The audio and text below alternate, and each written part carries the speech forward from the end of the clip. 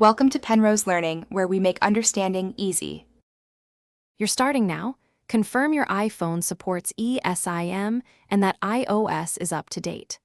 Once done, sign into your DU account or have the DU QR code and activation code at hand. Make sure Wi-Fi is on so the phone can fetch carrier data. Open Settings and tap Cellular to begin.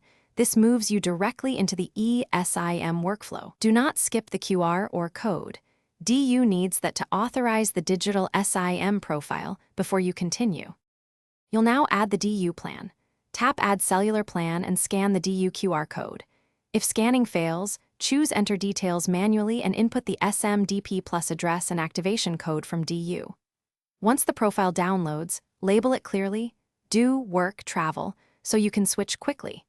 Make sure data, voice, and SMS are enabled for the new profile, and set your preferred line for iMessage and FaceTime. These choices determine which line is used for calls and data automatically. Finish by restarting your iPhone to ensure the DU profile activates cleanly and watch for signal bars. Once restarted, go to Cellular Settings to pick the default line for voice and cellular data, then make a test call and browse to confirm service.